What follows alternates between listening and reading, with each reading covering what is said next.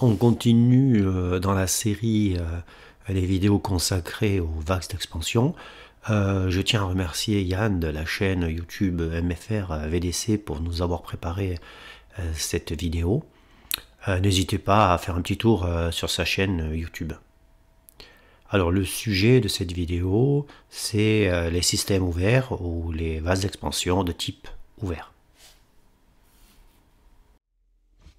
Alors, dans cette vidéo, on va parler de la dilatation en système ouvert. Qu'est-ce que ça veut dire? On parle de dilatation de l'eau. Je vais prendre une bassine d'eau pour expliquer le principe. On va mettre 100 litres d'eau. Bon, ça fait gros, mais c'est pas grave, c'est pour l'exemple. Je vais mettre le feu dessous. Ok. Donc, comme on l'a vu dans une précédente vidéo, l'eau va se dilater sous l'effet de la chaleur. Donc, si on monte l'eau à 60 degrés, à ce moment-là, l'eau va passer de 100 litres à 101,7 litres.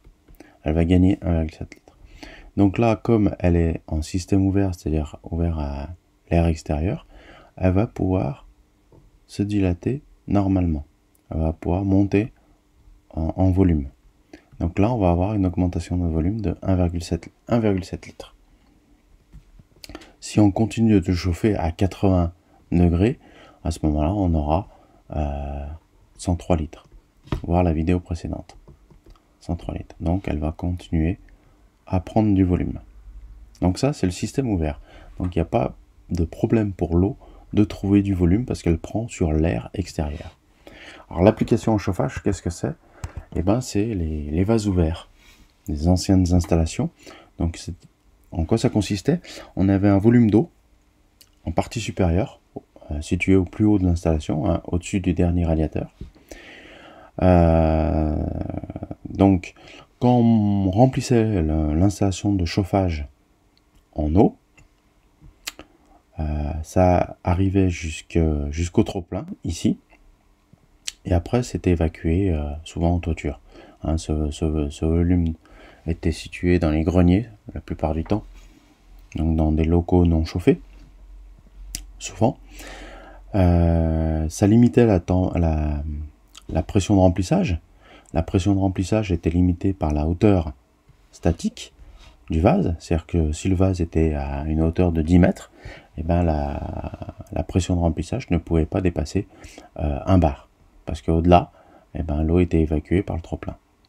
Donc une fois que l'eau était remplie à ras, ici, à la première montée en température, imaginons que l'eau faisait un volume de 100 litres, à la première montée en température, ben, le surplus d'eau était évacué par le trop-plein. Donc si on montait à 60 degrés, eh ben, l'eau, on perdait 1,7 litres. Si on montait à 80 degrés, on perdait 3 litres.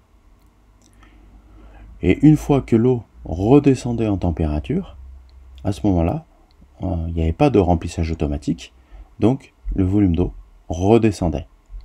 Et ainsi de suite. C'est-à-dire qu'on avait une variation de volume d'eau entre la pression de remplissage, 15 degrés, et les 80 degrés. Si jamais il y avait une surmontée en température, ben, pareil, on évacuait l'eau par le trop-plein. Donc ça, c'était assez pratique.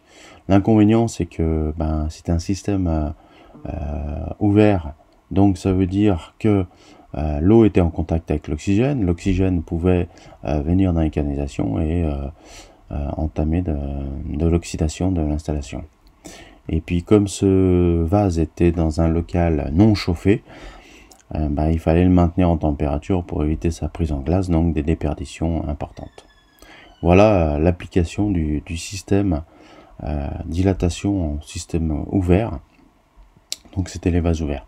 On ne les rencontre plus trop, sauf dans les vieilles installations. Voilà pour cette vidéo. Si vous avez des questions, ben, n'hésitez pas.